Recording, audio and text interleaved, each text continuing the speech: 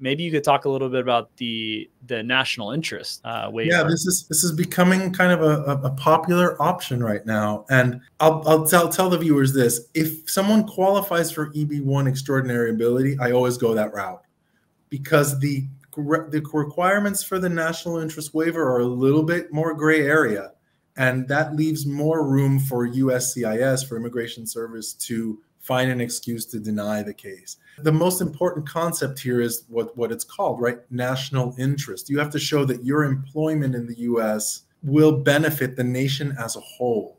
And I think that's difficult, but the beauty of it is, Patrick, is if you are on the E2 and your business is doing well, especially if it's a franchise that has the ability, based on its agreement with the franchisor, to expand to different markets, you have a beautiful argument for our plans are to expand, to reinvest what we're making in terms of profit, to expand to different geographic areas. And that's the economic-based argument that is impossible to refute.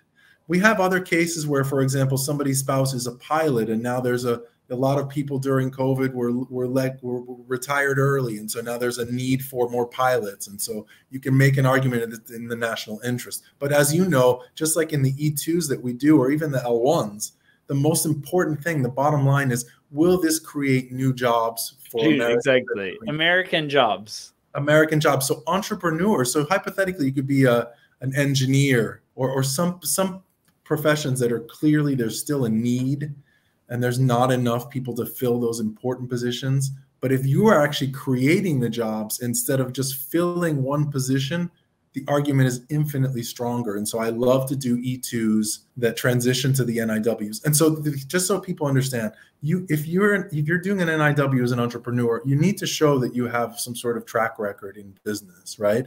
But you could have been somebody that was critical to a company, but was never in the spotlight. Because the people in the spotlight are the ones that I call the rock stars. They're the ones that are famous in their industries. Those are EB1 extraordinary ability. EB2 NIWs are also exceptional, right? That's the standard, but they don't have to be in the spotlight. And so that's how we make if we can get them on EB1 extraordinary ability, we go that route. But otherwise, the NIW, especially if it's an entrepreneur who already owns a business in the US, works really well. And we've had EB2 NIW clients that use their business experience in the United States with that franchise to justify the EB2 with success. And then we've also had ones that relied more on their experience in their home country before they moved to the US. And it was less based on the franchise, but other business ideas and other plans of entrepreneurship that they were going to do in parallel together with the franchise. Yeah, and for both, one commonality between the extraordinary ability and the national interest waiver is you have to infuse into your petitions what's called proof of future work plans. And so they need to have an entire article or essay that they write that has specific projects, ideas.